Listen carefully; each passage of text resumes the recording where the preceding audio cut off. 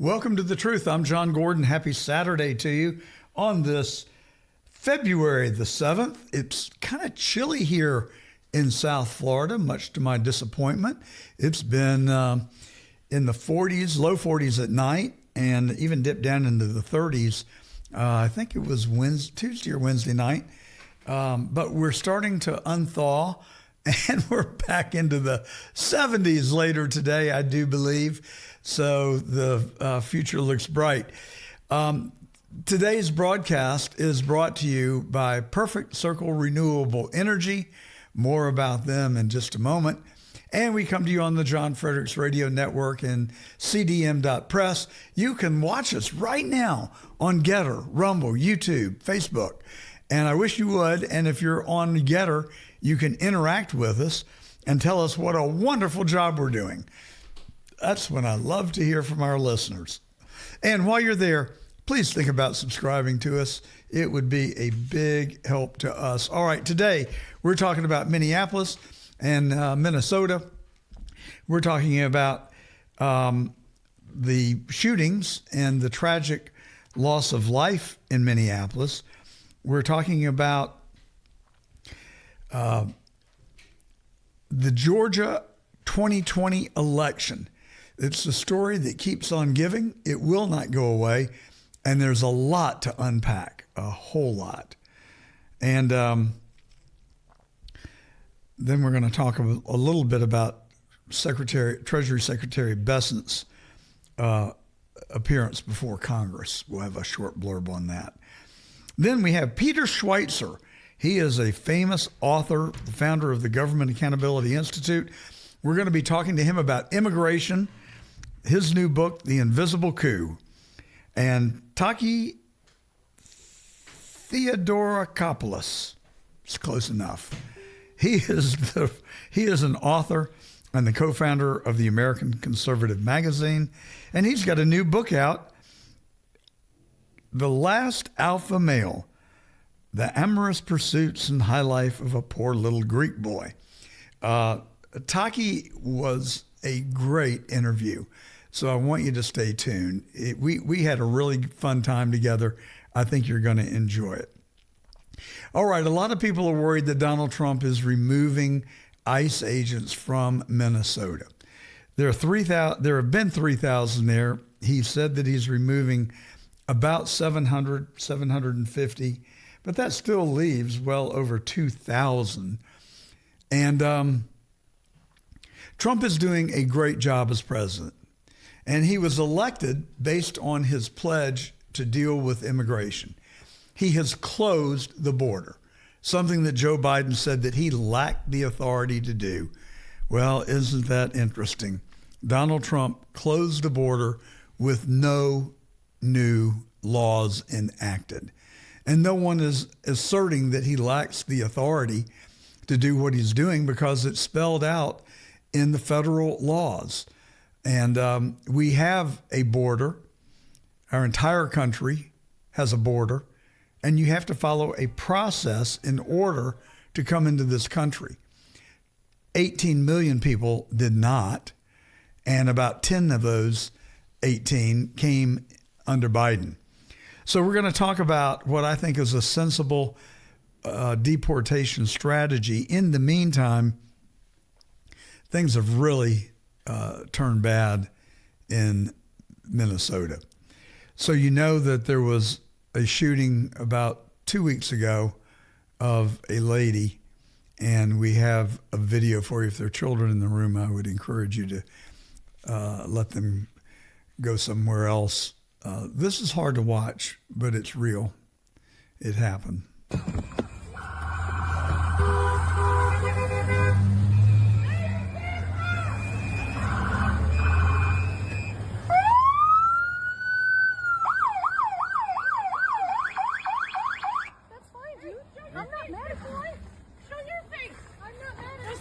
Change our plates every morning, just so you know.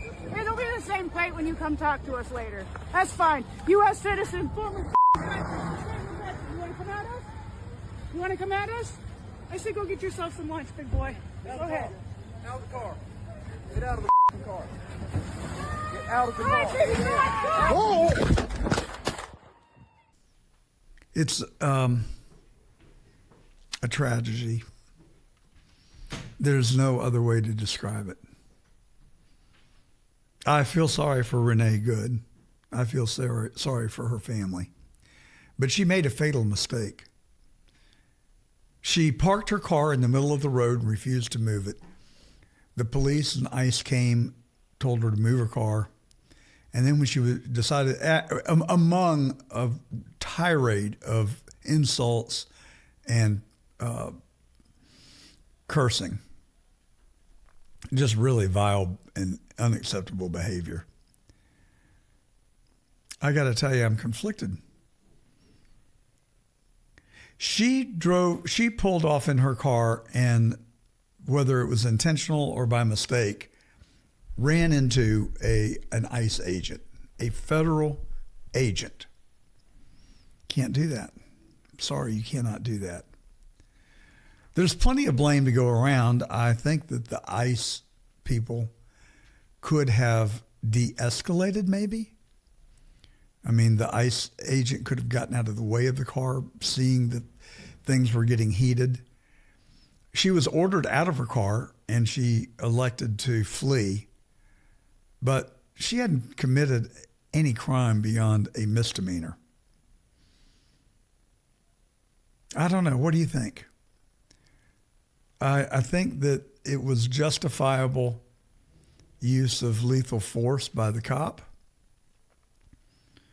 but I think they could have de-escalated much sooner. I think they could have avoided it. That's what I think. That doesn't make them guilty or culpable in the shooting.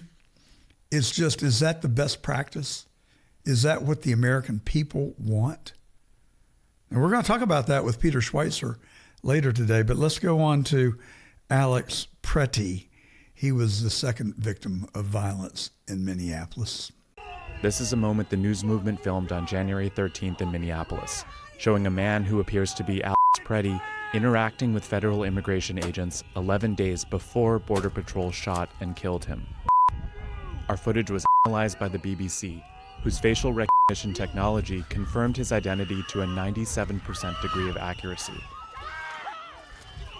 On the morning of January 13th, our team received a tip that federal agents were blocking a street at the corner of East 36 and Park Avenue in Minneapolis. We arrived around 10:50 a.m. We saw observers shout at agents as they walked back to their vehicles. When they started driving away, the man kicked their taillight.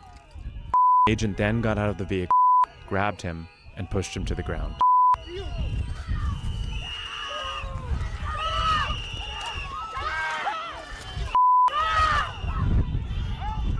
During the altercation, agents fired tear gas and pepper balls into the crowd. They continued to hold the man down before they retreat and he walks away.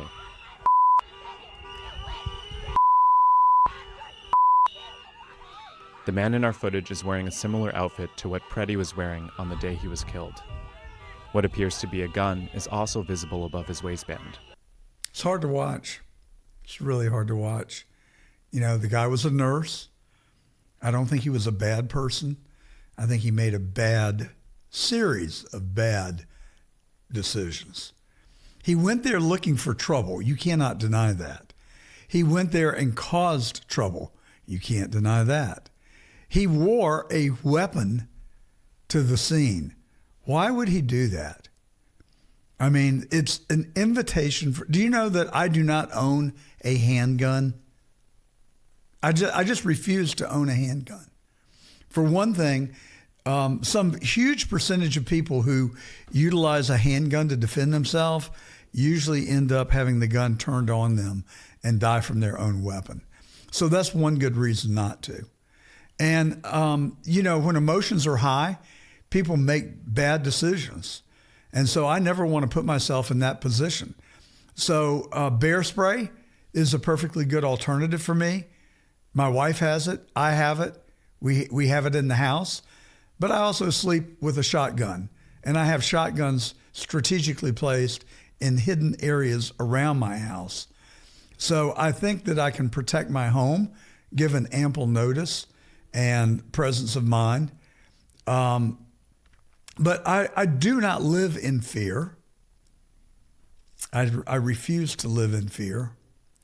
I'm not paranoid that someone is going to come after me or my family.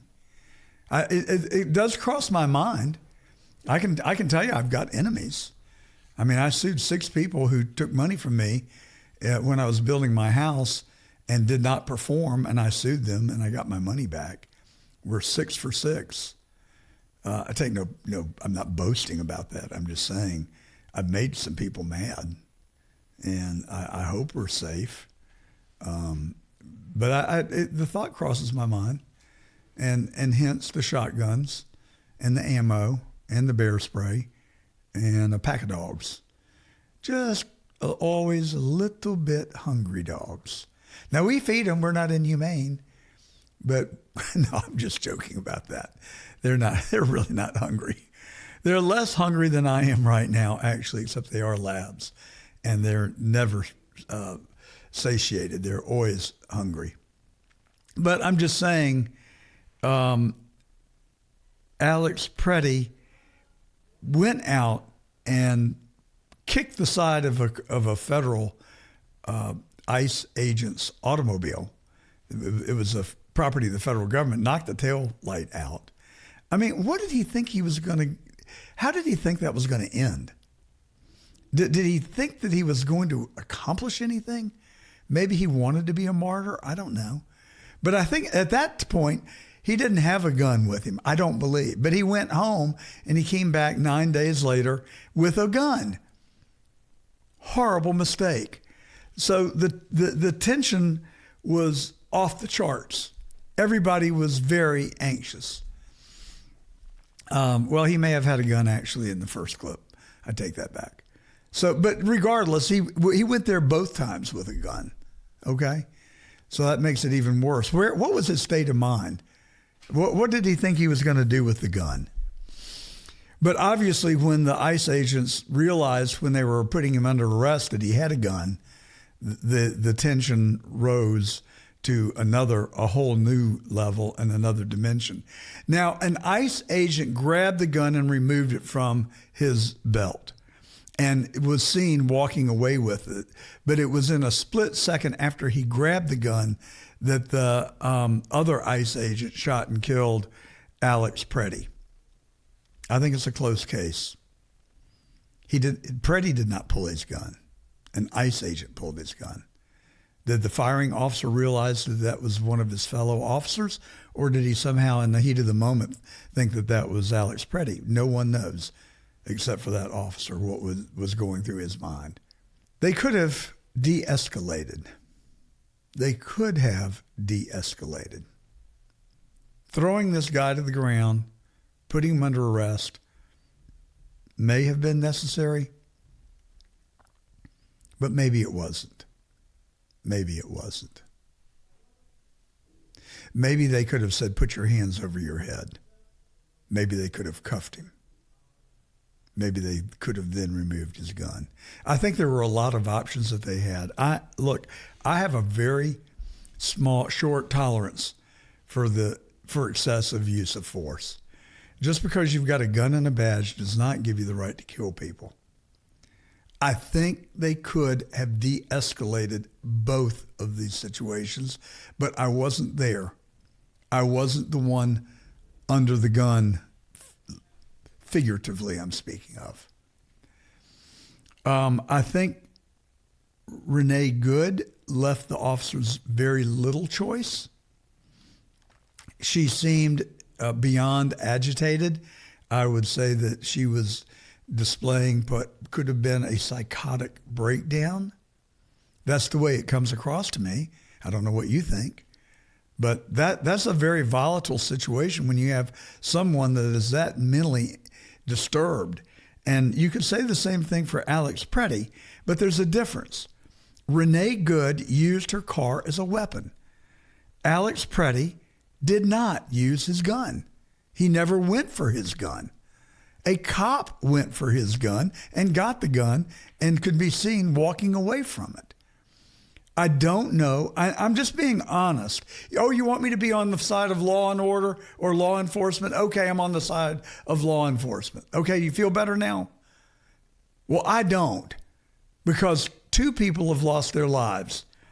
Ms. Good, close case, decision goes in favor of the ICE agent who she tried to run over and actually did hit with her car.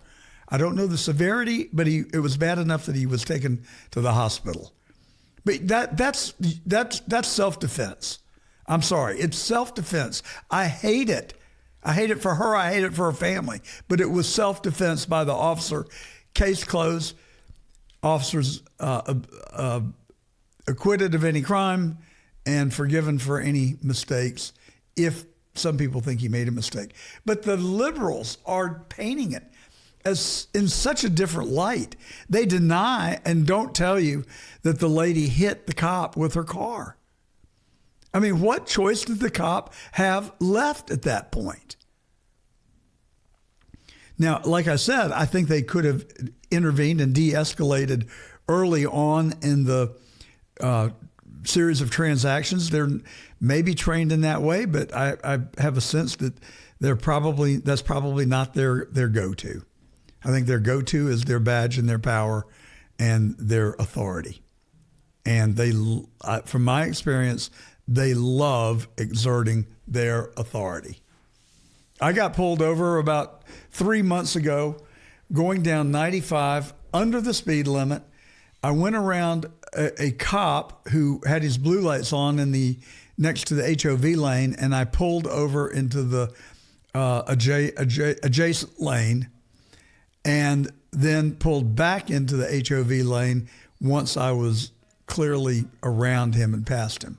As soon as I got back into the HOV lane and went around a curve, I was confronted with another cop in the emergency lane with his lights flashing, and I had a split second to make a decision to pull over because you're in Florida, like in most states, you're required to move over if there's a emergency vehicle in the emergency lane. You've got to move over or slow down 20 miles. I think it's 20 miles an hour under the speed limit.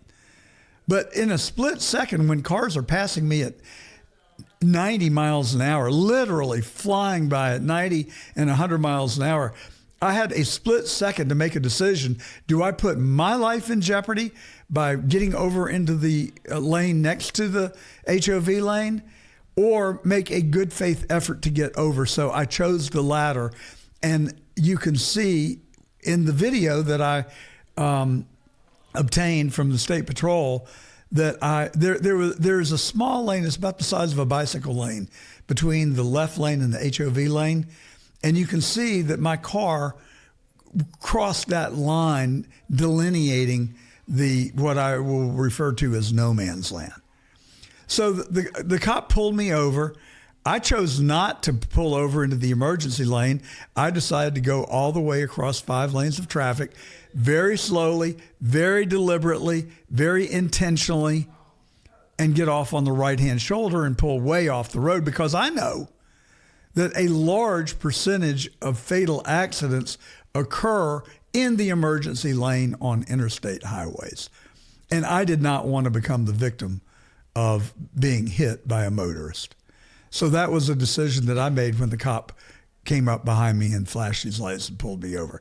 This guy was so belligerent and so ugly to me that I could not believe it.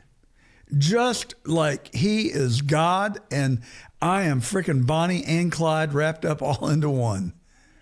And I'm just sorry. I mean, I pay my taxes. I obey the law. I made a good faith effort to move over, and I have no points on my driver's license. 0.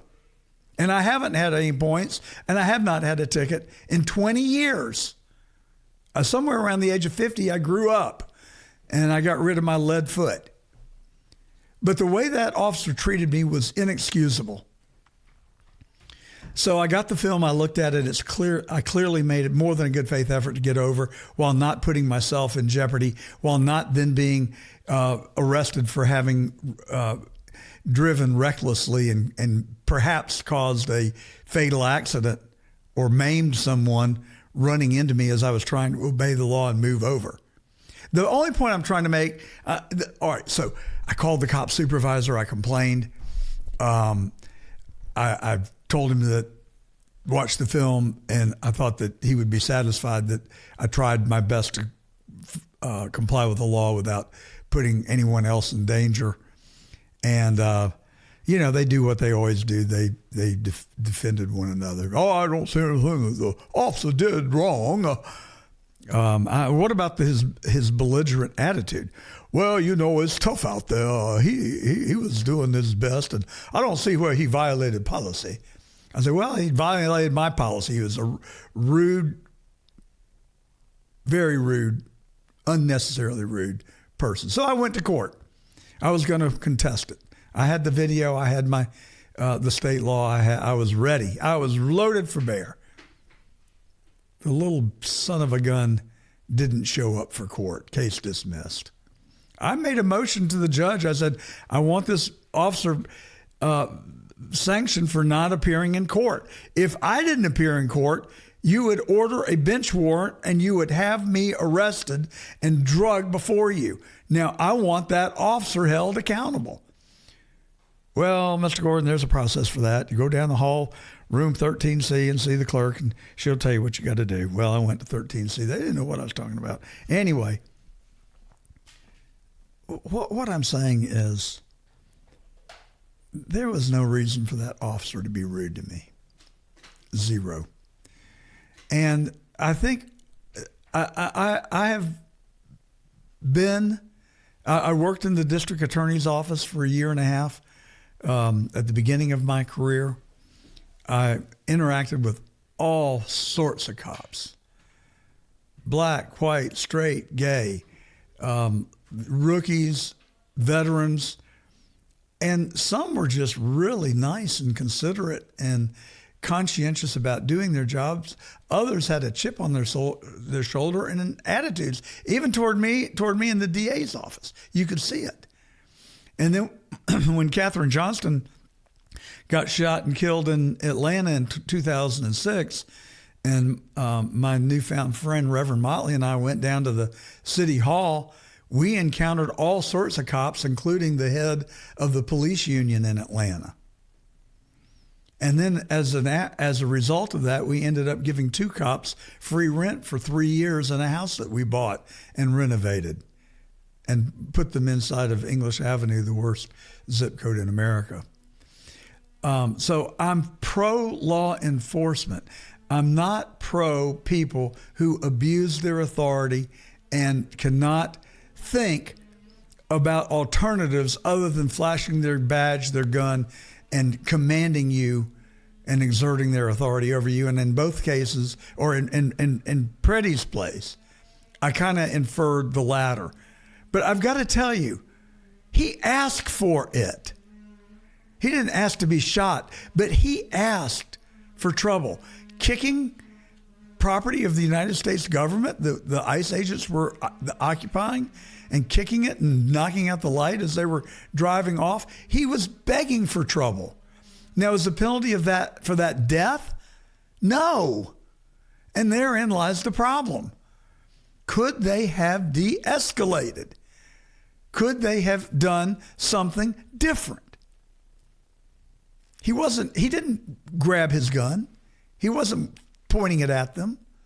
He was down on the ground being subdued by 6 big, tough ICE agents.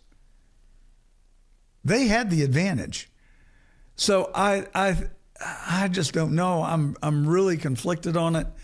I think at the end of the day, I'm gonna come down on the side of the cop, but I'm gonna say it's more than a close case. I think he should have to suffer some consequence. Maybe he doesn't get to be out amongst ordinary citizens. Maybe he's constrained to a desk. Maybe he has to go for additional training. Maybe he has to have some psychological help, or maybe I just flat got it wrong. Maybe he legitimately thought his life was in danger and that he was engaging in self-defense. It is very possible. Now, I know what he's going to say. Never met him, never talked to him, but I know what he's going to say, and so do you. So what do you think? Write to me, johngordontruth@gmail.com.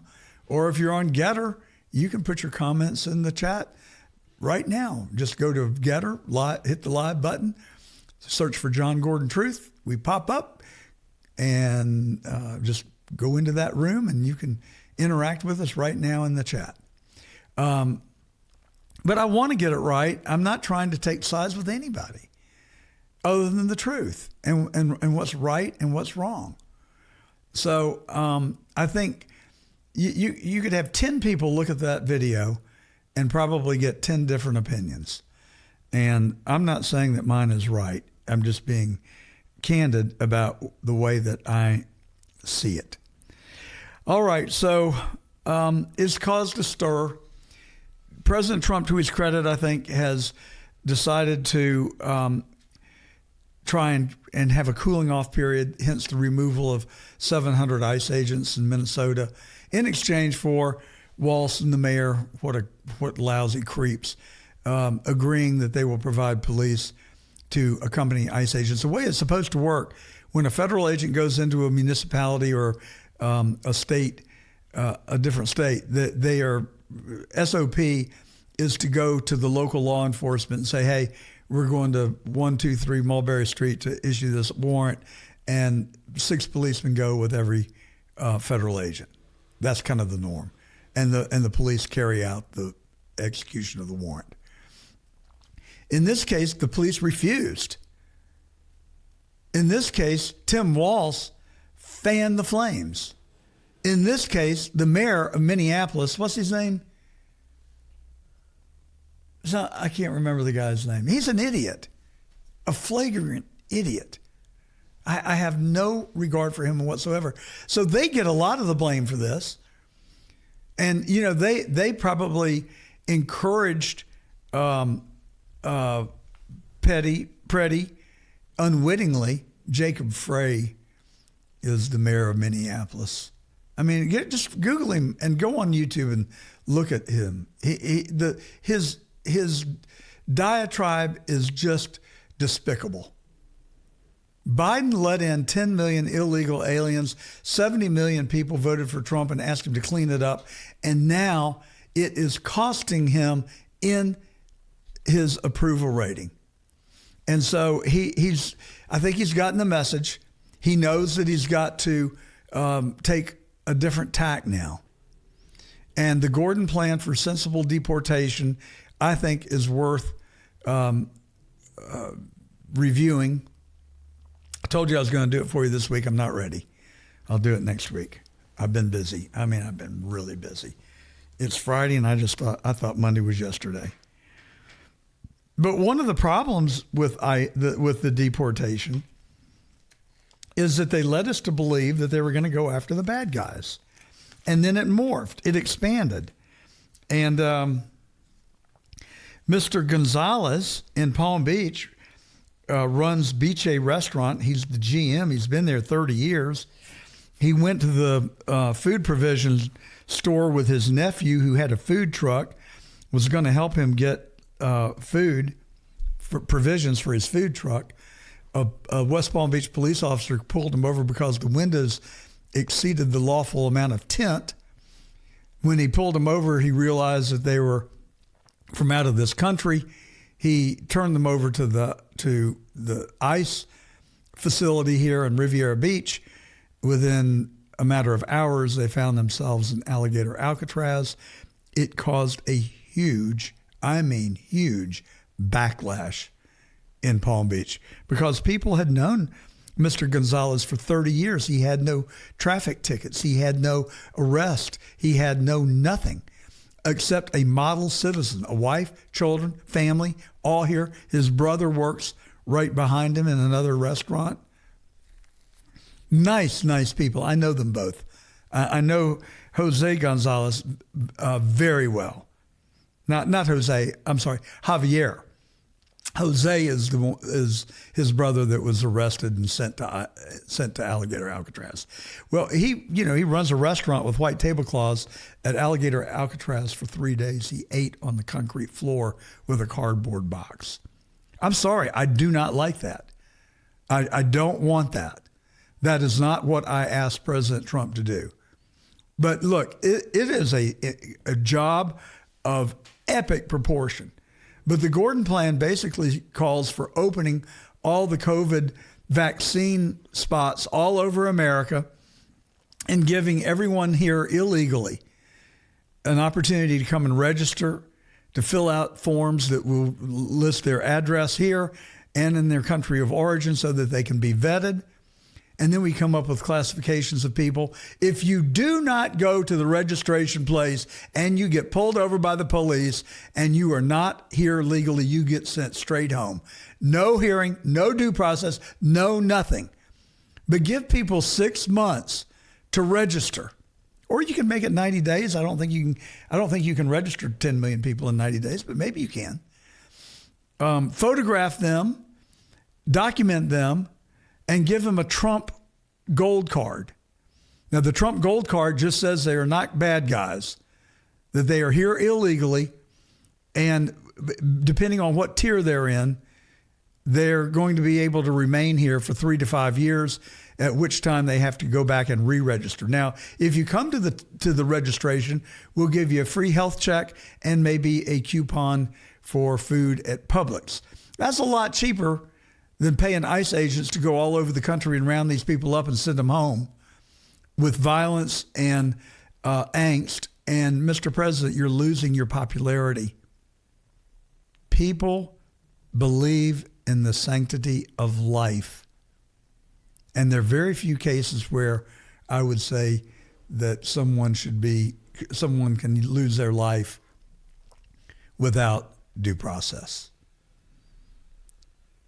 I think that if they point a gun at a cop, if they use their car as a lethal weapon, there's just not really any sympathy that you can extend to them other than they made a bad mistake if they're otherwise good people, as I believe these people were. But they got carried away in the moment. They made bad mistakes. I'm sorry, but that's the law of life. You have to be, at some point, you're accountable for your actions. And they paid the ultimate price, and I'm sorry for that, but that's it. Anyway, the Gordon plan on sensible deportation, I think, has possibilities. I truly believe it. For one thing, you could not take 12 or 15 million people out of this country overnight. Let's just say there was a magic wand and you could go poof and they'd be gone. The hotel industry, the restaurant business, the construction companies, the agricultural farmers in America would probably go out of business within a short period of time. It is very hard to find labor and then people that will come to work in this country today other than illegal aliens. And believe me, we've tried when we were building our house. It was like next to impossible. So many places I walk have signs out in front, now hiring. And my experience with people from different countries who have worked for subcontractors on our house are some of the nicest people I've ever encountered.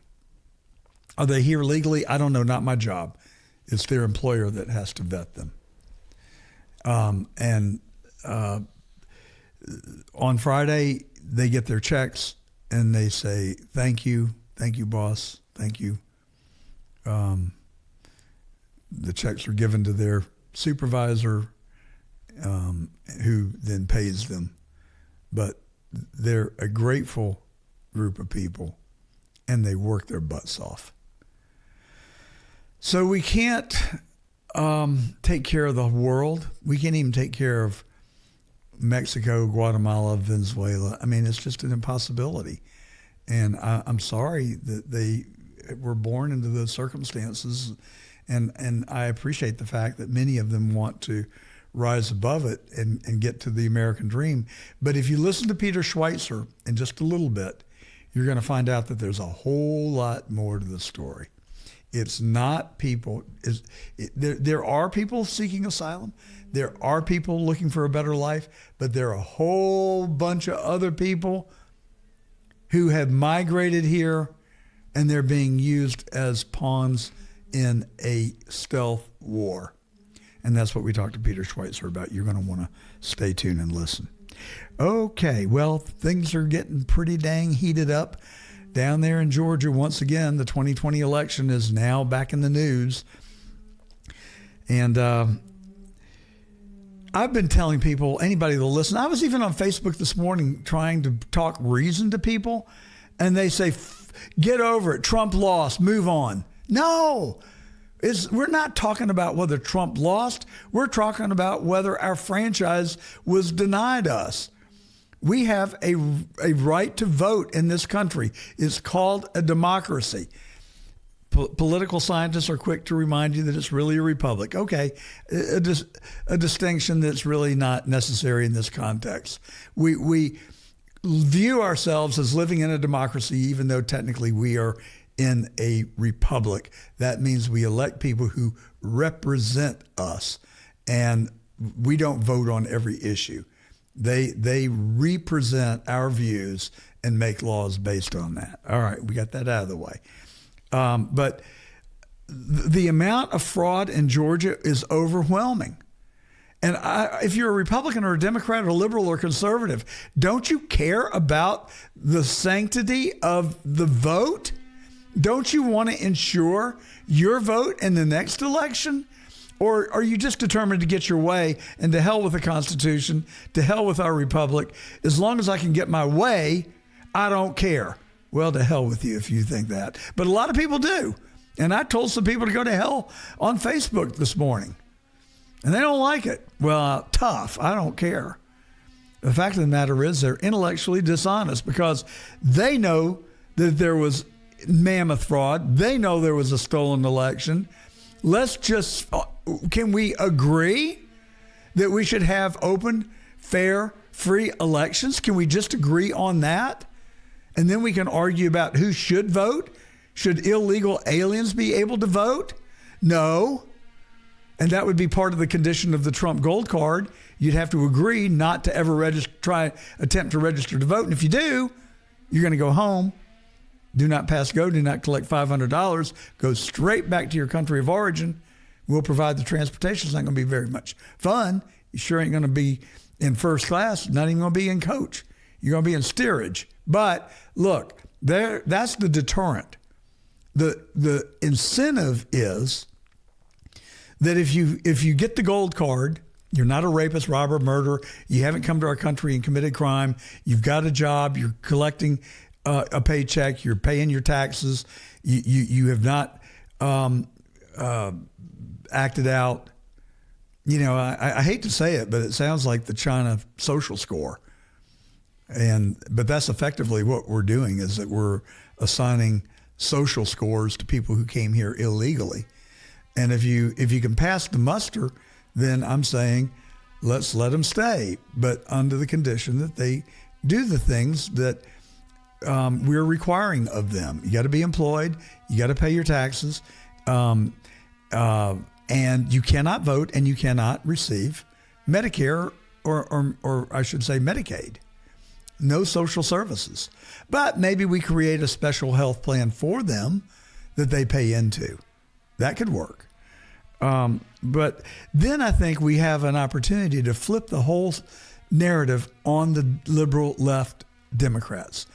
And instead of being vilified as a unsympathetic and inhumane person, President Trump, you could flip the script on the Democrats, and you could be the one that saves the good people, allows them a path to stay in this country, and who knows, after 10 years of good citizenship or good behavior, maybe they could have a path to citizenship. It's tricky. It's like a Rubik's Cube. There's so many qualifications. Do they have children? Do they have a spouse? What kind of glue do they have in this country?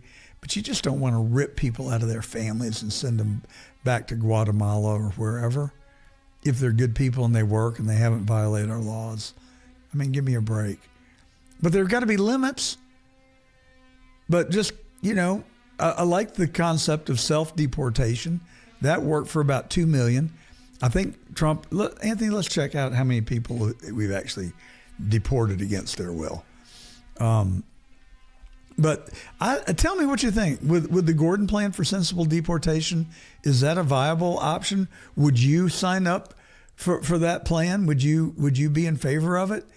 Do you think that the illegals could stomach that? Would they like that? I think they probably would.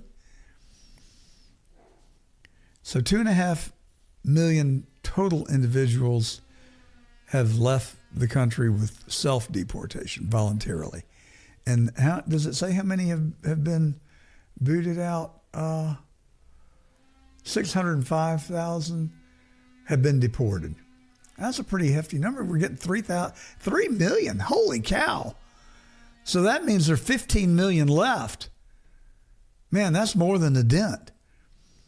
So, and look, if you sign up and you register and you can't stay here, we're not going to haul you off to Alligator Alcatraz. Close Alligator Alcatraz, damn it. It's a disgrace. You too, Ron DeSantis. It is absolutely a disgrace that you would treat a human being in that manner if all they've done here is cross our border, come here and gone to work, and have not violated our laws. It's a disgrace. It's inhumane. Stop it. But if they go to the registration center and they're not going to be allowed to stay here, give them 48 hours, get all their information, where do they live, yak, yak, yak, so they can't run and hide. But then give them 48 or 72 hours or maybe a week to get their affairs in order, to say their goodbyes, pack their bags and show back up to be deported, give them the $1,000 stipend and a free ride home on a jet plane. Doesn't have to be a nice plane, but safe plane. All right, that's the Gordon plan.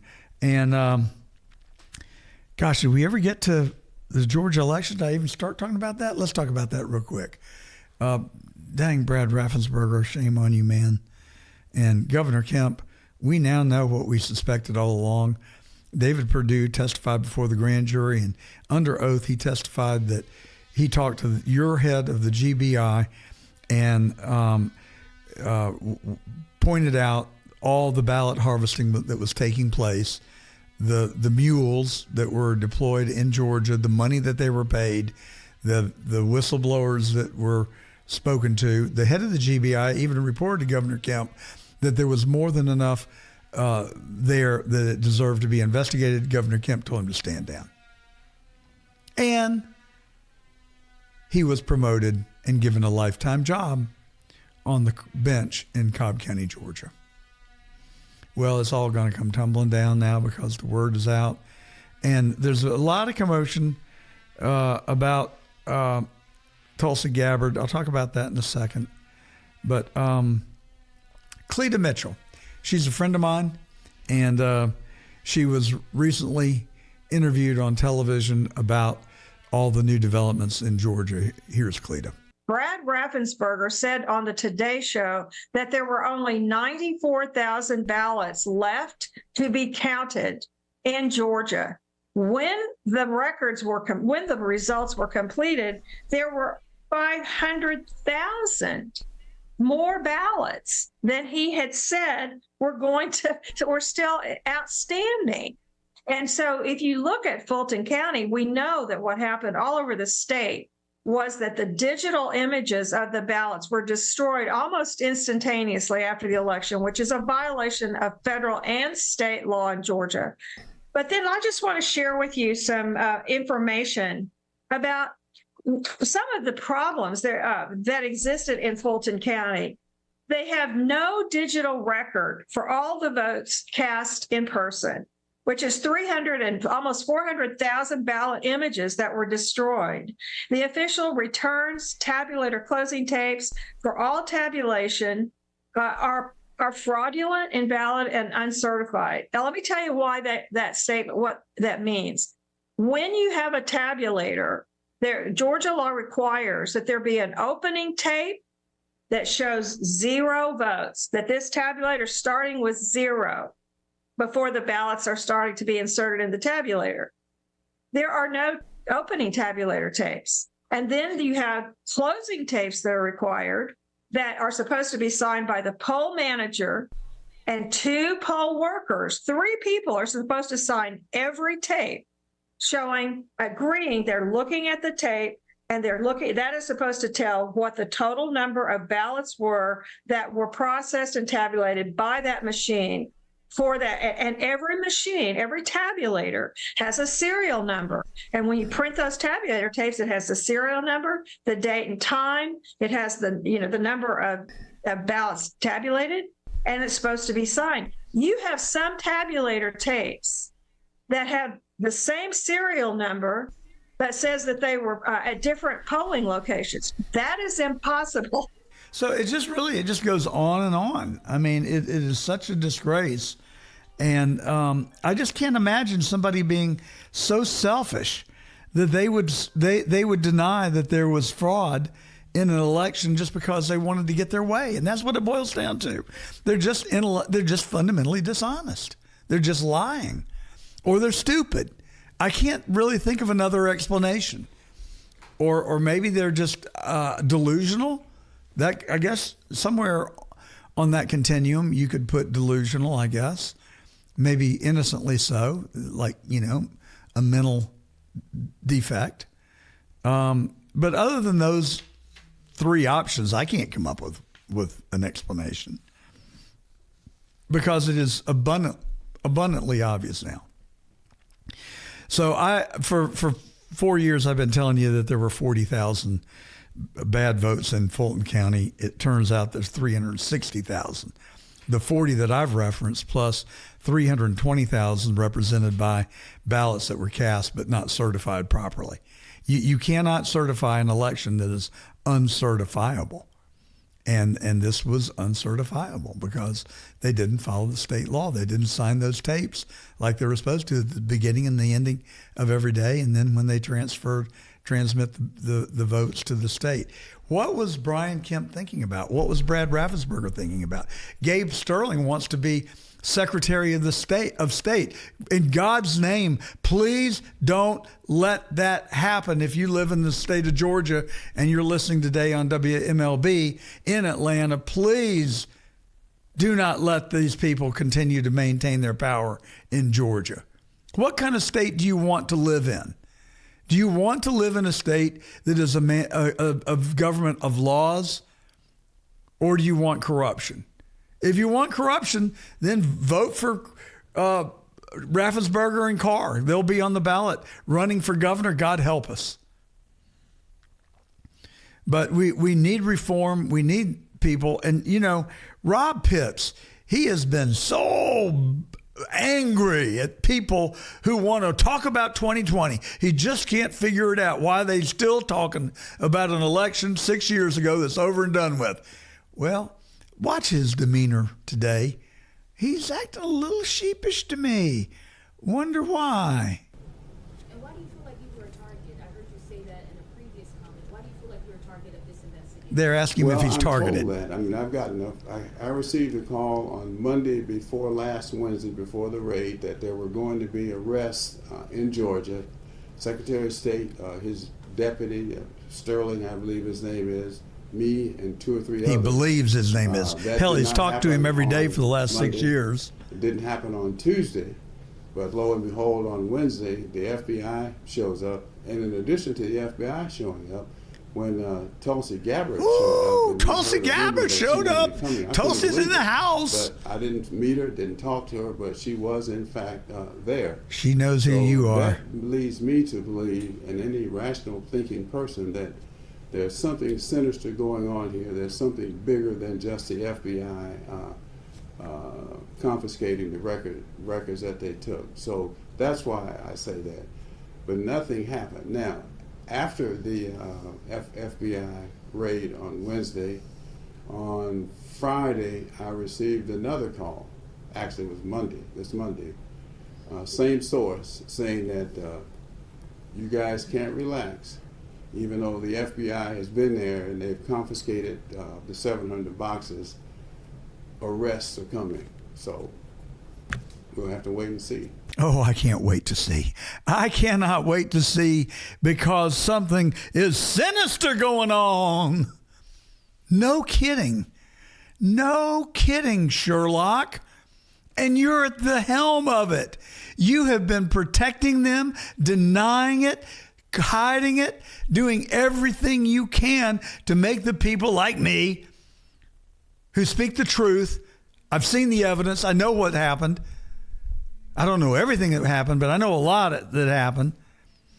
And you people that are denying what's right in front of you, the delusional, the liars, the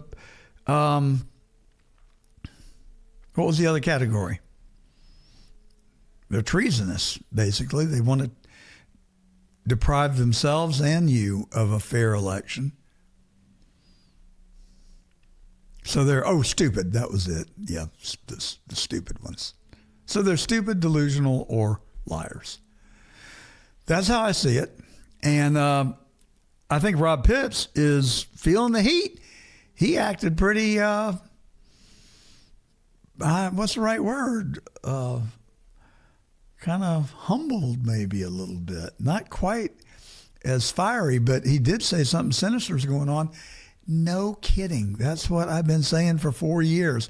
Damn right. All of it is sinister. Oh, but Tulsi Gabbard's in the house. Well, reckon what that means. I'll tell you what it means. 2 things. One, I don't think Trump has the confidence in Pam Bondi. I think Pam Bondi is scared. I'm thinking that Tulsi Gabbard's not. And I don't know why. But I'm also, number 2, I'm thinking that, all those, John Frederick's my good buddy. He says, I don't believe in all that stuff about servers on the moon and in Mars. Well, no, actually, they're not on the moon and in Mars, John. They're in Venezuela and Serbia. And it's going to come out. And it's going to come out. And I'll tell you, we ain't going to make repercussions except for Rudy Giuliani and the Trump 19 and other people who have been punished severely for trying to do the right thing. Sidney Powell, Jenna, the former White House Chief of Staff, Mark Meadows, all these people, they paid a horrible price for trying to defend our country and the Constitution. And it is so, so horribly wrong.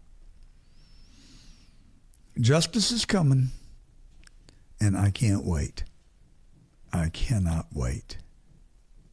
All righty, well, today's broadcast is brought to you by Perfect Circle Renewable Energy. They're a restaurant services company right there in Atlanta, Georgia, and they service restaurants all over North Georgia, from Macon all the way up to the Tennessee border and from Alabama to Athens. And they take care of the front of the house and the back of the house. They service your grease trap, collect your waste vegetable oil, clean your vent hood, and they'll sanitize your restaurant inside and out. They'll pressure wash your loading dock. And when the health inspector comes and everything looks neat and tidy, you're going to get 100. And that helps your business. So call PCR Energy in Atlanta today. Look them up on the World Wide Web. That's PCRenergy.com.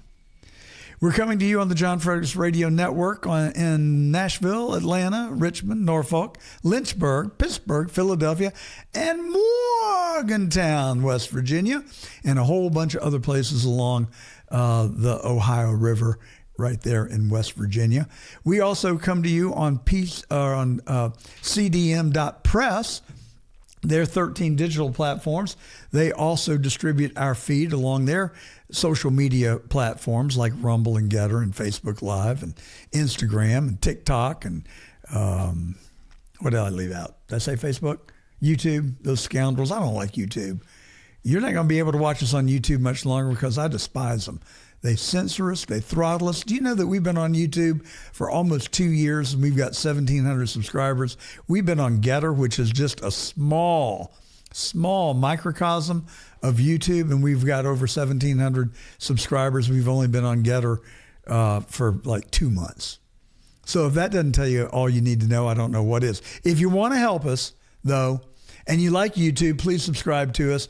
Same with Getter, Rumble, YouTube, or Facebook. And where's my cheat sheet, Anthony? You're my cheat sheet. You know, you hear me say it every Saturday. All those social media platforms where you go to watch. And you can also listen to us Monday through Friday on our podcast. We've got a good growing audience on our podcast. But we couldn't do it without you. And all you have to do to help us, it expands our reach if you'll go subscribe to us. It's free, and it takes less time than it's taken me to explain it to you. So if you'd like to do us just a teeny little favor, please hit the subscribe button, like us if you do. Feel free to share our broadcast far and wide, and you can hit the notifications if you want to keep up track of what we're up to. All right, so this is The Truth. I'm John Gordon, and let's get right to our first interview, which is with Peter Schweizer. A great interview. I think you're going to love it. It is a real honor to welcome back to The Truth Peter Schweizer. He's a celebrated author. He's written 23 books. I don't know whether I've read 23 books or not. I think I have. And he also was the founder of Government Accountability Institute. Boy, does that ring true. We need accountability in government. And he was a senior editor at Breitbart News, among a host of other celebrated items on his CV. If I told you all of them, we wouldn't have time for the interview. Peter, welcome. Great to be back with you. Thanks for having me. So nice to have you. So you've written a new book. It's called The Invisible Coup, and it's about the migration that we're experiencing. And you say it's all not by accident. You know, we've been fed the line. I think the narrative has been that all these people are trying to come to America for a better life. Right. But in your book, you describe something much more sinister, in fact, subversive to our national interests. Yeah. We've been having this important national conversation about immigration, and usually, John, it's about, you know, how it affects wages, crime in our streets, and those are important issues. But there's something else going on. It's the weaponization of immigration. And what the book is really about is how foreign adversaries and people domestically in the United States, NGOs, are using it as a weapon to undermine and subvert our society. And it's not me really saying that. A lot of the book is quoting these people saying that's precisely why they're doing it. So we're talking about the Muslim Brotherhood, China, Mexico. And then domestically, we're talking about progressives and NGOs, and in some case, political figures who see a political advantage to mass migration. It's not a conspiracy in the sense they're sitting down and comparing notes. It's a confluence of interests. They all benefit by this arrangement. That's why they're pushing it so hard. So the people in Mexico don't look at it as a illegal alien invasion of our country. They say that they look at it as taking back what is rightfully theirs, right? Yes. I mean, our southern border. Tell us about that. Exactly. I mean, this is one of the more surprising things I discovered, and that is when you start looking at what senior Mexican officials say, how they describe mass migration. They don't view it as a terrible stain on Mexico, that millions of their people are leaving Mexico. They don't just see it as they get $60 billion every year in money flowing back to Mexico. They actually see it as a retaking of their territory. So this is the territory, of course, in the 19th century. They lost to the United States. They sold parts of what we now know as the southwestern United States to our government. But they see this as Reconquista. And again, this is not me saying this per se, it's in government reports. In December of 2024, there was a report by one of President Sheinbaum's top aides who said, there are now 39.9 million Mexicans living in the United States. We are retaking the territory that was stolen from us. And I could read dozens of quotes from other officials saying the same thing. So it has a geopolitical significance. and they view it as a way of gaining, the Mexican government, of gaining sovereignty, elements of sovereignty in American states. And to a certain extent, they already have in very, very specific ways. We just have not been paying attention. That's a real scary proposition to me. You know, having immigrants come to our country has always been part of our culture. That's how we started. Yep. But one of the great things about when people would come here, they came here because they wanted the quality of life and the American dream, but they assimilated into our culture. You described something very different in your book. Yeah, and look, it may be that some of those migrants do want to assimilate. The problem is, in the case of Mexico, the policy of the Mexican government, their vast network of consulates, and the NGOs and organizations they set up in the United States is to fight against assimilation. In fact, I quote a senior Mexican official, Alejandro Robles. He serves in the Mexican parliament. He's a senior leader in the Morena party, which is the ruling party, but he lives in California. He lives in Ontario, California. And he said in 2025 in an interview that Mexicans that come to the United States, embrace American values, and become Americanized are traitors to Mexico. And he says President Sheinbaum agrees with him. So this is the posture they adopt. China certainly does the same thing. So does the Muslim Brotherhood. The point is, if somebody does assimilate, they're doing it swimming against this current that their own government and that these NGOs want. They do not want assimilation, these groups do, because they see it as a way of transforming and changing America in the image they want it to be. Well, our recent president, Barack Obama, famously said that he thought that we needed a transformation in America, wholesale change. Yeah. Is this part of what he was talking about? 100%. And if you look at Barack Obama's rise, his rise in politics was aided by very radical immigrant groups like the FMLN, which was basically a terrorist group in El Salvador. They have a large political network in the United States, and they were critical in helping Barack Obama get the Democratic nomination because members of that organization ran some of the more radical labor unions. And Barack Obama returned the favor by loosening immigration restrictions and pushing for the transformation of America. And that's what you find, John, when you start looking at the actual literature of what these NGOs say. They tell you that's why they want immigration. It has less to do with humanitarian elements. It has much more to do with their stated goal of transforming the country. And the way you transform the country is by changing the people and bringing in people who don't have not adopted those American values, prevent them from adopting them, bring their own cultural and political values in, and now you have modified the country. And they're very explicit. That is their goal behind mass migration. Does that scare you? Yeah, oh, absolutely. It really scares me as I was reading your book. And I read one section about a member of Congress who has dual citizenship in the United States and a South American country. I can't remember, Guatemala. Yeah. And she said that her first loyalty was to her native land. Yeah. Now, help me understand why that is not borderline treasonous. You're in our United States Congress, but your loyalty rests with one of our, I don't know that they're an ally, but they're more adversarial right now than ally, I think, because they've shipped us a lot of their prisoners and mentally ill people to this country. Yeah, no, it's and you see this pattern, unfortunately, with people that have these dual loyalties, but also with these foreign governments. So in the case of Mexico, again, they actually have a bureaucracy inside the Mexican Foreign Ministry.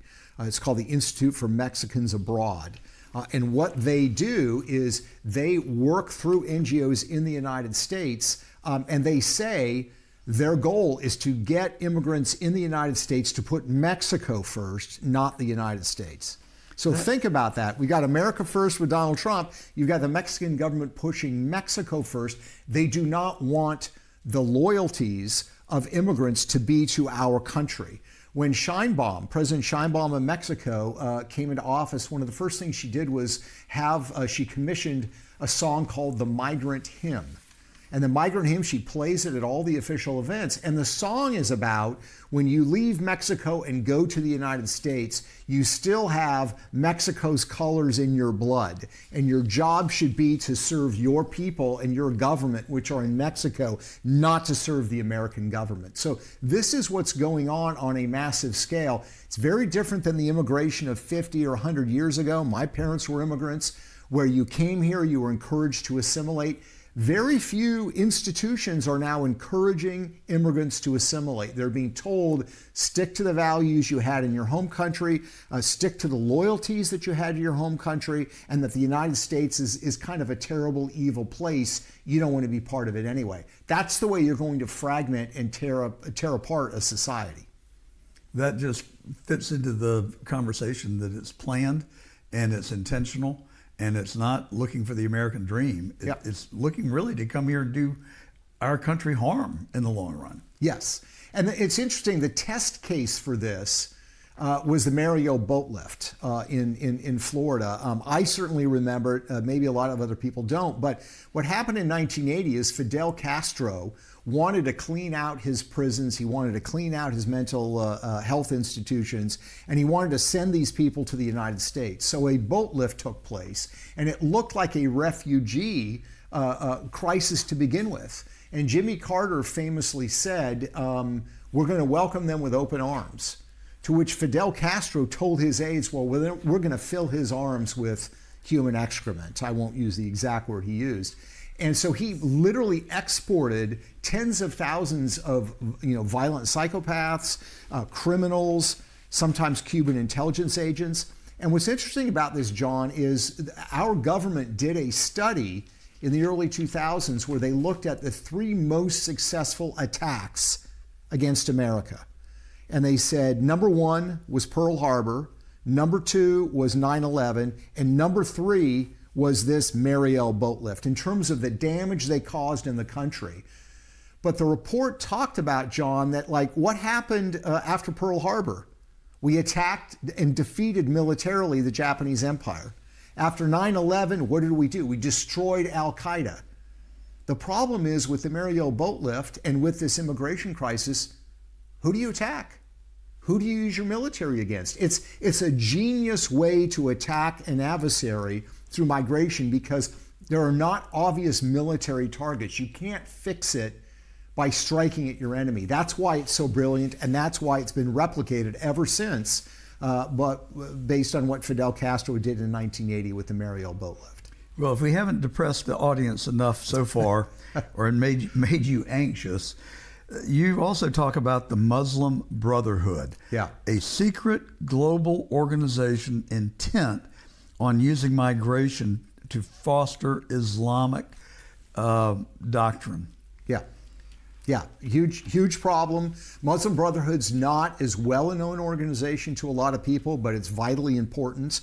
It's been banned in a lot of countries like Austria and in the United Arab Emirates because it's a radical Islamist group that supports terrorism. And what you need to know about the Muslim Brotherhood is that they were actively involved in 9/11. Osama bin Laden and Khalid Sheikh Mohammed, the mastermind behind the 9/11 attacks, both members of the Muslim Brotherhood.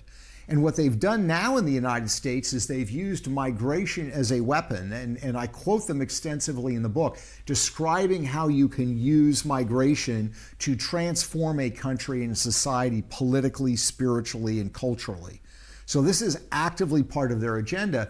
And John, they don't need a majority. As we saw in New York with the election of Mamdani, they say openly that if they have roughly 10 or 11% of the population in a given locale, that's enough because most Americans are too apathetic to vote, especially in primary elections.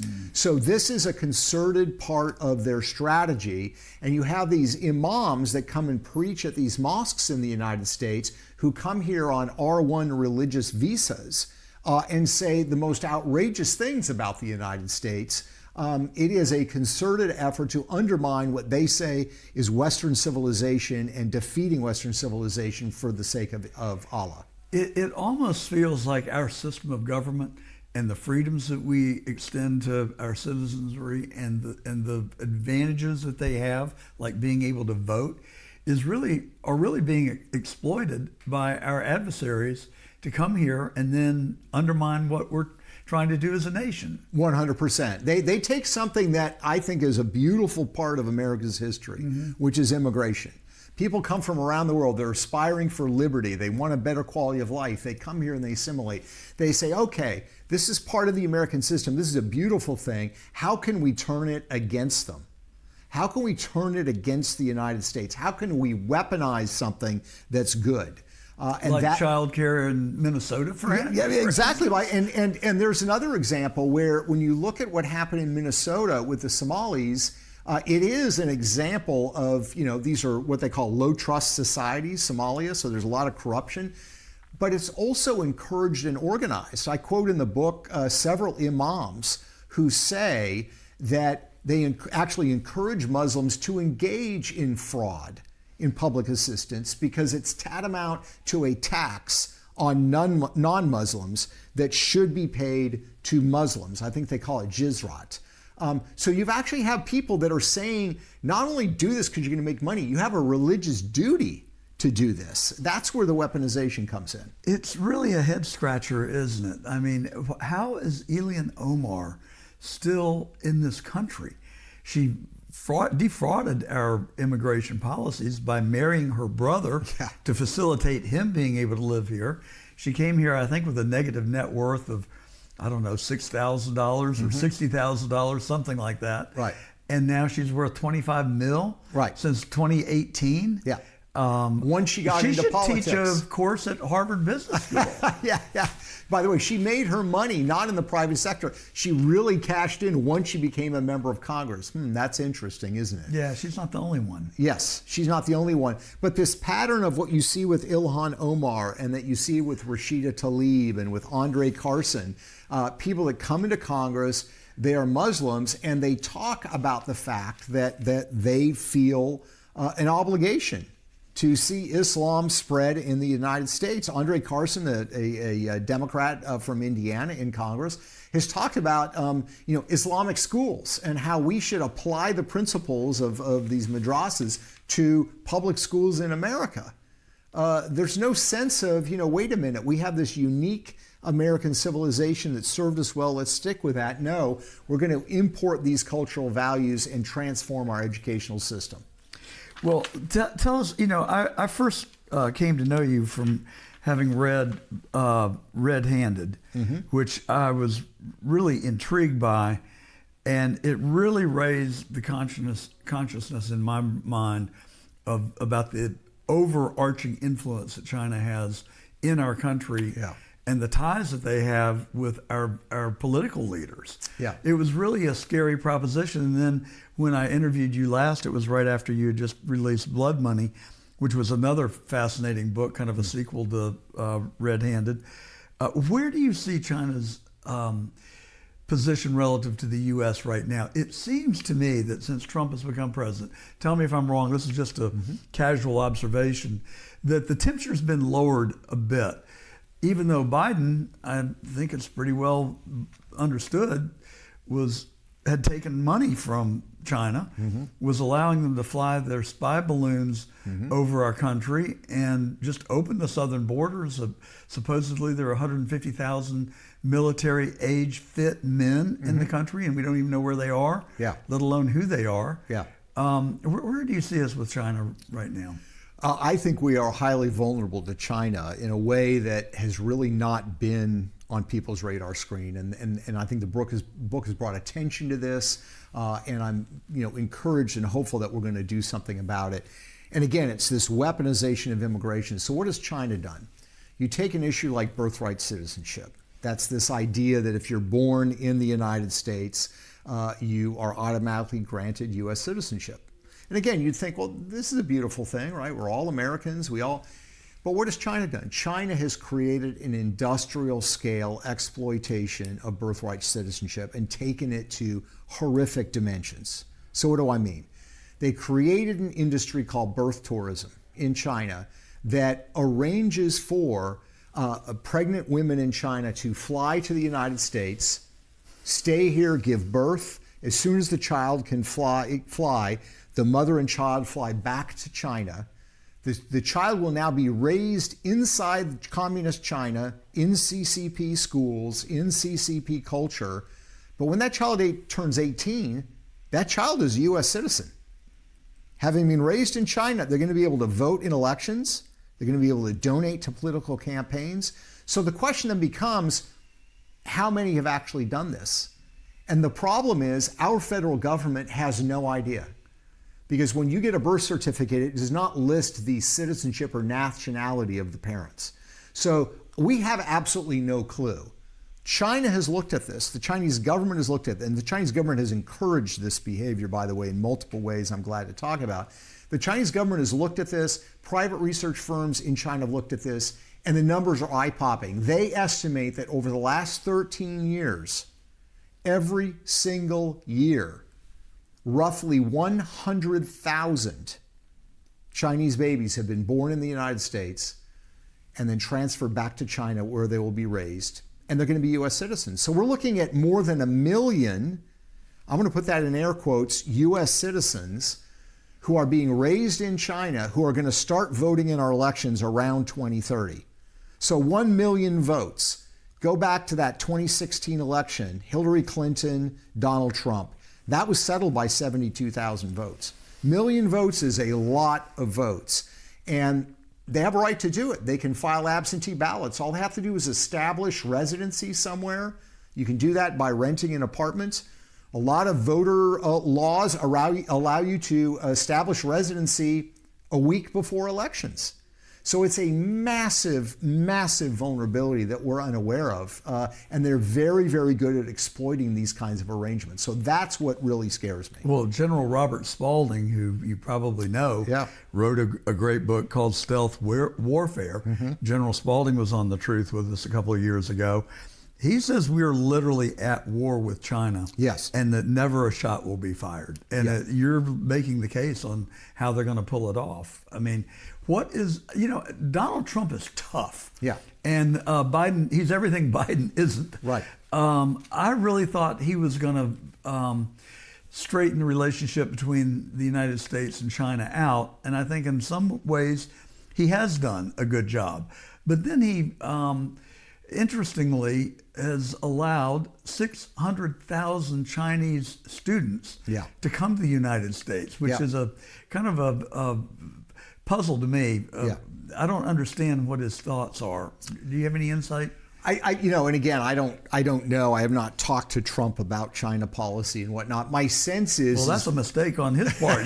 You should be in the Oval Office right now. Well, and I have talked to him about the book, and he's aware of the details in the book. I think where Trump is right now with China is he is trying to identify what his priorities are, and he's focusing on those. So I think one of those is fentanyl. He has said to the Chinese, you need to deal with your part of fentanyl and you are a central player in it. And if you don't, you're going to have problems. He's talking to them about the tariffs policy. So I think it's a question of him organizing priorities. When it comes to the birthright citizenship issue and the problems with China I just mentioned, that's something that is being addressed by the Supreme Court this spring. And that's because Donald Trump signed in an executive order essentially saying, no, birthright citizenship does not exist in an unlimited way, in the way that you're talking about it. And I do have very strong reasons to believe, I can't go into the details, that the information in my book is going to be part of the argument that the government presents at the Supreme Court. That, in other words, China is engaging in a massive industrial scale exploitation of birthright citizenship that is tantamount to an invasion. That's really scary stuff. I'm so grateful that you brought it to the forefront, and hopefully the adults will show up in the room and deal with it appropriately. So what do you think is going on in Venezuela? Why? I don't think it was fentanyl. Right. I don't think it was oil. It may have been the icing on the cake, but why was Trump so focused on Venezuela? Well, it's interesting. I mean, I think it's one of those instances where there could be a multiple number of motivations, all of which are good, which makes it an even more attractive thing to do, right? Because you're accomplishing a series of things by one singular action. I think that in the competition with China, it was a brilliant move. Why? Because Venezuela is a major oil supplier to China.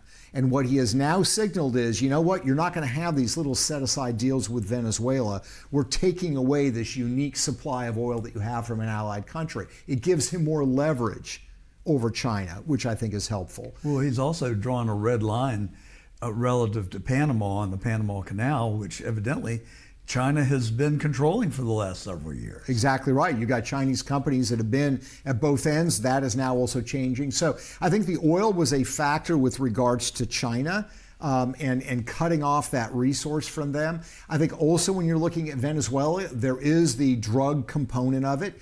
But one thing that's overlooked is the Venezuelan government under Maduro was central to the drug cartel trade. They called it the Cartel of the Suns. That was the name of the government-backed cartel. That cartel not only was selling drugs, but they were central to the radical movements taking place in Latin America, whether it's the Morena Party in Mexico, whether it's what's going on in Colombia and Brazil. Essentially, this Venezuelan cartel was funding these radical movements. Now you take that funding away. So you've eliminated the oil for exports to China. You're eliminating the drug revenues going to stirring up problems in Latin America. And then I think you have the third component, which is geostrategic. You look around the entire Latin American region, who do you have that were sort of part of this, what used to be called maybe an axis of evil? You had Venezuela, you could look at Brazil under Lula, and you could look at Cuba.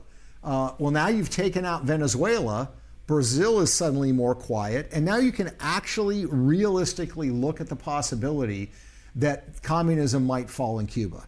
Because where else was the Venezuelan oil going? What were they? They were subsidizing Cuba. Cuba couldn't even pay for the oil. And Cuba's really on its heels economically. Exactly. You take the oil away, they could be in really bad shape. Yeah. Could you make the argument that, we talk about the New World Order, and you see China being aggressive toward Taiwan or threatening to be. You've got Russia in the Ukraine right now. Is this Trump saying, okay, if you guys are going to start expanding your borders, we're going to expand ours. We're going to Venezuela, Colombia, Cuba, also Greenland. I mean, is there something there that maybe we're seeing evolve in real time? Well, I think what we're seeing with Trump is it's not just words. Pretty much every president kind of says tough things, right? We're doing this, we're standing for freedom, we don't like this, we don't like that. Trump's actually taken action now in a major, major way, brilliantly executed, by the way. The military operation was amazing. So you're seeing that he's backing up his words with serious action. And he's not nibbling around in the periphery. He's going to the heart. Venezuela is the heart of what Cuba and Russia and China are trying to do in Latin America. And he's knocking over that domino. And with that domino falling over, you're going to probably see Cuba fall, which who would have thought we would see that so soon. Yeah. You're going to see others on the left in Latin America on the defensive. Certainly Sheinbaum in Mexico is trying to lay low and be quiet because they see that Trump is willing to exert himself. So it can have a really powerful effect in changing the psychological dynamics of what's happening in the region. Well, I've read that Sheinbaum is really living in fear because the cartels really run Mexico. Yes, and that there's a big sense of fear that if she doesn't kind of play it cool, that she could be in trouble physically. Yeah, so we know that Sheinbaum and her mentor and predecessor, AMLO, López Obrador, received financial support in their campaigns from the drug cartels. And we know that Sheinbaum, when she was the mayor of Mexico City, which was her previous job, she appointed as the head of the police an individual, I name him in the book, who was known to have ties to the drug cartels. In fact, he was in a police unit that was considered by everybody else to be completely undermined by the drug cartels, that they were cooperating and working with the drug cartels. She plucked him out of that unit and put him in charge of the police in Mexico City. When she became president of Mexico, she made him the third most powerful man in the national police. Wow. So why are you doing that? You're doing that because you're either threatened, you owe favors, or you're continued to enjoy financial benefits from being tied to the drug cartels. And that's why I think that, Trump is really pressing her to allow the United States to go in and take out the drug cartels. She's going to try to walk that line of giving some things to Trump to give the appearance of cooperation, but she can't cross the line and give full cooperation because of her ties to the cartels. Well, I've got another 2.5 hours of questions for you, but we're out of time. I do want to ask you one final question, and Sure. that is, I think Trump really, a big part of his reelection was based on immigration. Yeah. The American people demanded a closed border. I think it polls like 75 or 80% want our borders closed. Now, conversely and interestingly, he is delivering his campaign promises, and he is massively deporting people that came here illegally, especially the bad guys. And it's not helping him politically. Yeah. How do you reconcile that, and what do you suppose the solution might be? Because the midterms are coming up. Yeah, I think it's a great question. I think what you're seeing is people don't like all the tumult it's causing. And the tumult is why, because you've got radical groups that are saying, we don't like these federal immigration laws, so we're going to make it really difficult for you to carry them out, and we're going to cause chaos on the streets. And the last time you saw something like this, local officials like the governor of Minnesota, Walz, and others, local officials saying we're going to defy the federal government. Unprecedented. It was a civil war. And in the 1960s, there was a little bit of this. There were pockets of this in the American South when there was desegregation. You had in some towns mayors that would say, nope, we're not doing it here. The bottom line is we know that federal authority trumps local and state authority, and they do not have the right, no individual has the right to restrict and prevent federal law enforcement from enforcing federal laws. So people don't like the tumult. They don't like the scenes on the street that we're seeing in Minneapolis, that we saw in Los Angeles, but it's necessary work. And I think at the end of the day, as far as the midterms are concerned, the economy's improving. It's really going to take off and gather steam. I think that will matter more to voters than the chaos that is being generated by Trump's opponents as it comes to enforcing the immigration laws. Do you worry that this country could devolve into a civil war?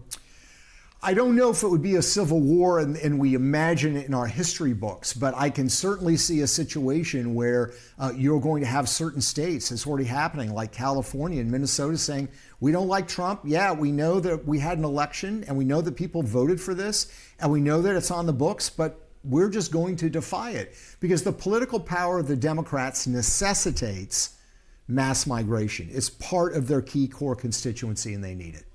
Well, thank you very much, Peter Schweizer. It's been a fun conversation. I really appreciate your coming and being on the show with us today. Thanks so much for having me. I enjoyed it. My pleasure. There's a raging debate all across America about manly men versus what some people would like to see as more sensitive men. And then, of course, there are trans men. It's so confusing. It's hard to figure out where on the scale that you would put men. So to help us figure it out, we've invited Taki Theodakopoulos. Taki, you want to tell me your last name? Yes, but I just go by Taki, but Theodorakopoulos. Theodorakopoulos. And do you know that means gift from God? I like that. I'm sorry I butchered it. I practiced it several times. And That's all right. I had higher expectations, but you're a graduate of the University of Virginia. You now live in Switzerland, and you have written a book that is getting a lot of traction. It's called The Last Alpha Male, The Amorous Pursuits and High Life of Poor Little Greek Boy. I don't know who that would be, but maybe it's a self-reflection. I'm not sure. Welcome to The Truth, Taki. Thank you. Thank you for having me. So what do you think about where men are supposed to be? I mean, I think we've always celebrated rough, tough men, the alpha male, as you put it. What is happening in our culture, in our society, that really says that men are supposed to be more sensitive today? I think that men have always been more sensitive. I mean, more sensitive than they're presented to be today. But I think strength is now suspect. In other words, if you're very fey and very weak, you women might like you more. I think it's the contrary. Women are not fools. A lot of men have overdone it throughout the years. But when I was growing up, when I was formed as a man had to be extremely polite to women, extremely gallant toward a woman. And of course, if there was danger, he would be in the forefront. Now that's, I mean, that old cliche that when a lady comes near the table, of course you stand up.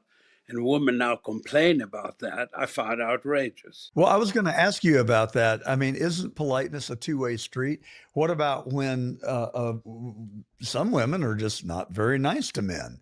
I experience it myself from time to time, and that makes it kind of hard to respond with politeness. Are we supposed to just take it on the chin? I'm afraid we have to take it on the chin. We have to take it on the chin because, I mean, I think what brought all this on, this feminine mystique and all the feminist movement, it all came from men overdoing things. But there's a big difference between gentlemen and what is considered a gentleman today. Gentlemen in the past, we all felt that you had to protect a woman, you had to put her in a pedestal, you had to be very polite to her.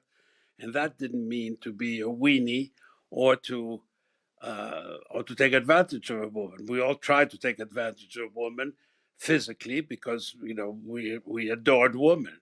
If a man adores a woman, it doesn't mean he has to hold her down. He just pursues her relentlessly, like Casanova did, like Don Giovanni did, the mythical Don Giovanni, like Gianni Agnelli did, like Porfirio Rubirosa did, all these famous playboy lovers. But that didn't have anything to do with oppressing a woman or making her feel uncomfortable. And this has become now, I hear, I'm very old now, and I'm sort of retired from that game. That's why I refer to myself as a poor little Greek boy. But I just find that men today are just, young people today are so afraid of being accused of anything that they've stopped pursuing women. I think it's a joke. And a friend, I've written this in my column this week for the American Conservative, a friend of mine, son, said to his father, who lives in England, Bismarck, famous German family, and he said to him, half of the girls I've met in school burst into tears when they read a comic book. The other half are, sort of tough, screaming women. So, I said, that's an opposite exaggeration. There are still very normal American young women who adore men and who are feminine and all that. Of course there are. But he was making a point. He was shocked they're either too emotional or too aggressive. And I think Hollywood has a lot to answer for that, because in Hollywood, men did take advantage of women for years and even bragged about it. I mean, the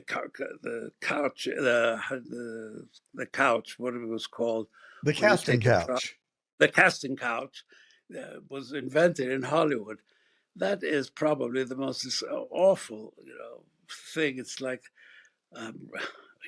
Middle Ages having the breaking you on the thing. But anyway, I get what you're saying. I have always sort of questioned the legitimacy, obviously, of the casting couch, but I wonder where the men's culpability stops and the woman's personal responsibility begins.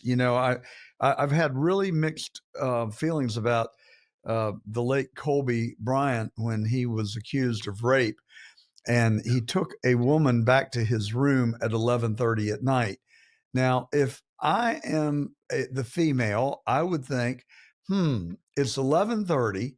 Here's a tall, athletic, good-looking guy, inviting me back to his room at 11:30. Is my expectation really that we're just going to watch The Tonight Show? You're absolutely right. But if you say that today, there'll be people, women writing for the New York Times, female columnists, who will say, "What a pig you are for saying that." It's obvious a young athlete with a girl at 11:30 at night. What was she doing in his room? But of course, I say this, which is almost impossible to ascertain, and it's easy for me to say. But if a woman says no to me, I will accept that, even at 11:30 and slightly drunk in the hotel room. If she says no, no has to be no. Well, let me just make it clear that I do not in any way support or condone the assault of any human being, man or Sure. woman. And the Me Too movement was a rage in America 10 years ago, and it cost so many men their careers. And now Sure. I don't defend any male who sexually abused or took advantage of a female, but I have to believe that some men were falsely accused, and it was not about rape or sexual activity, but rather about just undermining them, and maybe money was involved, or maybe it was politics, or maybe it was just, I don't like that guy, I'm going to get him. No, you are absolutely right, because don't forget that the old proverb that may 1,000 guilty people go free rather than an innocent man to go down. So we forgot that maxim, because I think there's been a lot of people who have been accused and have been condemned by society, lost their jobs, who it was purely a money grubbing person who accused them. It's very easy to accuse. It's happening right now. I've finally been in the news lately because I wrote a column for the Spectator. I never met this person. I wrote a column saying exactly how he operated and who he was blackmailing, and the lawyers killed it. But I managed to get some of it next to the Sunday Times, where I also was a columnist at the Sunday Times in London. Well, who was the guy? That wouldn't have been Jeffrey Epstein, would it? Epstein, yes, it was. And he asked to meet me from a woman who's now married to my nephew. And I said, I don't want to meet this guy. He's a blackmailer and a scumbag, and I would never go near people like that. She said, well, these are all rumors. Well, anyway, I wrote a column. Then a follow-up column. It was the only one in 46 years that I worked for the Spectator. They killed it. The lawyers killed it. And anyway, it's a pity. So how long ago was that article written? That was after he went to jail the first time in Palm Beach, before 2000. So it was about 2015, or maybe even earlier, before he went to jail. I think, I can't remember, because at my age now everything seems but I remember the whole column, and I said to the lawyers, I'll take responsibility, I'll defend the libel case. I'll sign a paper right now. They said, we can't, it's too, and I got everything right. And parts of it appeared, and it was leaked the other day. A friend of mine sent with this new things that came out. It says Taki wrote this and this and that. Anyway, very briefly, I was at dinner about 2 months ago at a Greek shipowner's house, a childhood friend, 75 years of friendship. On my right was a man called Leon Black, who I found very unpleasant, and I was just as unpleasant. And the whole conversation, it was very difficult to speak. But the idea that this shark, who was on my right 2 months ago, this shark and a wizard of stocks and business needed Jeffrey Epstein, who had never done anything on his own, and paid him all these millions to advise him, that simply doesn't hold water. Epstein was providing him with women and whatever else, and he was blackmailing a very, apparently I've never met him, but a very prominent, very married and very religious Jewish tycoon who obviously liked men too. So he was blackmailing him. That's how he started. Those rumors were around before anybody had ever heard of Epstein. So now he ruined the British royal family, which is no loss. But it goes to show how a person like that can get away with murder for as long as he did. Well, so let me ask you, do you think that Jeffrey Epstein was just an immoral person who liked to engage the company of underage women, or do you think that there was something far more sinister going on with the operation that he was obviously conducting in all across America, from New York to New Mexico, Palm Beach, and then in the Caribbean? I mean, what? Paris and London, Buckingham Palace. I think his genius was he knew human nature is weak, and he picked only on important, famous people.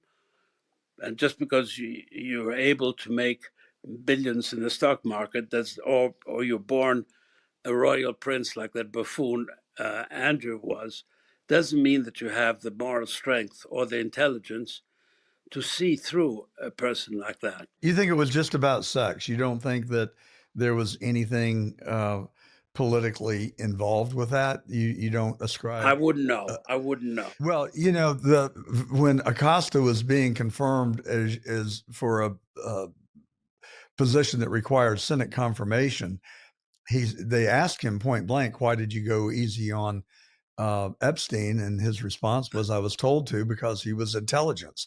I mean, if that doesn't tell you everything, I don't know what does. You're not buying that? Or don't forget that people like Bill Gates, people like Larry Summers, when they were young, when I was 18 and I learned every trick in the Riviera chasing, because I played polo with Ruby and I was under the influence of Gianni Agnelli, I learned how to handle myself with ladies, with women, with those guys were busy creating what they did, Microsoft and suddenly at 40 or 45, they're there with this pimp-like person who provides them with everything. So I felt bad for those guys. I don't feel very sorry for multi-billionaires ever, but they were like children. And suddenly they're meeting girls, 14 years old. Can you imagine? And they're themselves sexually, they're probably 15 or 16, although they're in their 60s or their 50s. I feel bad about this guy. I can just tell you from my own personal experience, I worked at a very upscale, world-renowned resort when I was in college. And, there are just certain things that you don't do in life. You don't put your finger in a electric socket. You don't drive intoxicated. And for me, I would not even look at anyone that was under the age of 18 or 19 because I understood the risk. And if I thought that it just wasn't worth it. And, you get a couple of cocktails and you're at a bar, and if the person's underage, it's just an invitation for disaster. And so, if you're 40 and you're in that position, shame on them. I mean, how could anyone live with themselves if they took advantage of someone that was underage, really? Or, my line of demarcation for dating at that point was 21. I mean, 21, yeah. I wasn't going to be even accused of buying a beer for somebody that was underage. Yeah, sure. Just playing with fire. Sure. Yeah, no, I agree. There's not a scintilla of doubt in my mind that you're completely right. But, the flesh is weak, and I'm not going to feel sorry for Bill Gates or Bill Clinton, but, they were like children, and he managed to manipulate them. I would think they could go to any public establishment and pick out anybody they wanted to. They didn't need Jeffrey Epstein to be their pimp. I don't understand it. I guess the flip side of that is, if I'm just playing devil's advocate for the sake of playing devil's advocate, I would imagine that they live a pretty cloistered life. I mean, the Yeah, fact of the matter is sure. they really can't go to a bar, which, fame, if you get it, I mean, do you really want it? Is it the dog that catches the car? Because every move you make is under scrutiny. And so Sure. maybe You're absolutely right. maybe it is Yeah. repressive in some sense, but Yeah. Yeah. that all Yeah. leads us back to the question of, is this healthy for all the sexes to influence and demean men in such a way that they cannot be the stronger sex, if you will? Sex, of course not. But Of course it is. God made us stronger. Yeah. I'm sorry, it's Well, just an absolute reality. I mean, my wife is as athletic as anybody I've ever known, but she can't add muscle. She just can't, sure. and I don't want her to.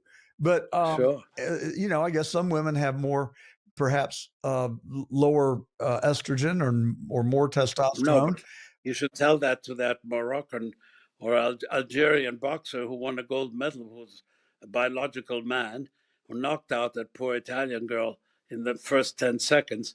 It's I just mean, so wrong. it's so wrong. And it's so outrageous. I The saw Olympics Riley and Gaines 3 weeks ago and yeah, heard her talk. She is a delightful person, by the way, delightful. just as real and down to earth as they come. And she said that, she had spent most of her life in the swimming pool preparing for the Of Olympics. course. And she was in Exactly. an Olympic trial event sponsored by the NCAA. She looked on the platform next to her, and damned if it wasn't a dude in a woman's I know. bathing suit. She said her first reaction was repulsion, and her second reaction was, I'm going to beat this SOB. And she swam as hard as she could swim. They miraculously touched the wall at the exact 100th of a second. The NCAA said in swimming, there are no ties. We have to award the trophy, and it goes to this beast. God, I know. what has happened to our society? Riley Gates is a heroine, and she's wonderful because she was the first one to expose the Pennsylvania guy who was a mediocre swimmer in the men's, and then switched to women, and they accepted it. It's so outrageous. I'll tell you very quickly. When I was in Virginia, I played a man called Dick Raskin. He beat me because we played on cement. And then, of course, it was a very close match. I remember when we shook hands. He was at Yale and I was at Virginia. We shook hands. I said, well done. I said, boy, to myself, if I played him on clay, because I was a clay court player, we'd see the result. Anyway, now this man became a woman called Renée Richards. Yes. She's an ophthalmologist. She's still with us. And she was a lousy player. I was on the circuit, but I was a lousy player. She was, let's say, we were about the same. And she won a tournament. She was sort of middling, almost to the top of women's. So it goes to show the difference. Left-handed Dick Raskin became Renée Richards. And suddenly she was in the top, I would say, 50 of, it's a joke. And tennis is not, doesn't depend on strength. And still, a man will always. I used to hit with Althea Gibson a lot in '57 in Rome on clay, and we never played a match because in those days you were ashamed to. But we were, I would say, we were almost close. She won Wimbledon that year. She was the first black woman to win Wimbledon. We were friends, and we used to hit together every day, Foro Italico, and and I was on the bottom of the rung of the circuit, and she was the top. So. You can imagine. Wow, what a great experience you had. So, were you on the professional tennis circuit then? Well, there was no professional in those days. We all traveled together. There was no professionals. Were like an exhibition. Pancho Gonzalez turned professional. Tony Traben later on, but the circuit then was called Shamateur because the top players like Roy Emerson, Rod Laver took not money, but expenses underneath the table. Rabbits, as we were called, like me on the bottom of the rung, would get either free, not hotels. They used to put us up at homes, at houses. And don't forget, tournaments in those days were played in country clubs. And in country clubs, it was full of very pretty girls. And of course, they watched tennis, and that's why tennis was my favorite sport. But it was great fun traveling. We all were all. Nobody had a masseur. Nobody had a strategist. Nobody had a trainer. No, we hit with each other. I remember hitting with Lou Hode just before the final at Wimbledon. He won it twice in a row. He asked me, "Let's go and get a hit." He was wonderful. Then he became professional, of course. Djokovic, I think, has 25 people who travel with him all the time, nutritionists and masseurs and strategists. Now, in those days, you just ask your next buddy, what am I doing wrong? And they will tell you. It was wonderful life. And it finished in 67 when the game became professional. But I had a very good time with all those wonderful players. The Australians were great and South Africans. It was fun. And we traveled around and had a lot of fun. Well, I bet you did, and you probably continue to. I love tennis. I was an avid golfer for 30 years, and I just got so frustrated as I aged. My hip started hurting, and I couldn't turn, and my game went down the toilet. So I moved on to tennis. Most people do just the opposite. And I played tennis 4, 5, 6 times a week for an hour and a half or 2 hours at a time, and I love it. I just can't seem to improve my game. I don't know if I've aged out or not, but I'm going to keep trying. I read the other day that people who play tennis can actually live 5 years longer than those who don't. Well, they say that. I think golf is a tougher game, but I'll tell you one thing about tennis. It changed completely when these new rackets and the new technology changed the game, because the hardest hit ball ever was Pancho Gonzalez, who hit it at 97 miles an hour serve. Now they're hitting 145 miles an hour. In those days, the reason why tennis was not popular was because nobody could play it. If you hit the ball too hard, it went out. If you didn't hit it hard enough, it went to the net. It was very difficult to play, and you needed touch and great soft hands, as they call them, to play the game. Now you see people going like this, and the ball goes in. It's amazing what the new technology did. In the old wooden rackets and that it was much more difficult, but it made the game very popular, and it's fun to play now.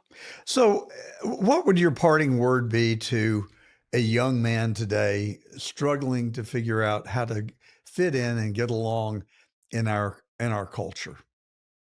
Always remind anybody who challenges you that being a gentleman means protecting a woman, being chic and being courteous toward a woman, and not allowing anybody to do anything to her, but at the same time to keep your pride and your ego, and remind people that men were brought in this world to protect women and to make love to them. They didn't come here to be abused by them. And of course, it goes without saying, you never abuse a woman. And you, as they say in French, you never touch a woman who doesn't want to be touched, even with a rose. That is wonderful parting advice. Taki Theodorakopoulos. What a pleasure to have you on The Truth today. Well, I want to thank you, John, very much for having me on your program, and thank you very much. Well, we look forward to having you again. And the book, it's a must read, I think, especially for younger guys. The Last Alpha Male, The Amorous Pursuits and High Life of a Poor Little Greek Boy. I'm not sure about the poor part, but that's okay. Thank you, he's John. in Switzerland right now, snow skiing. And all the best. Thank you, Taki. Have a great rest of your weekend. Thank you. All the best to you. Bye.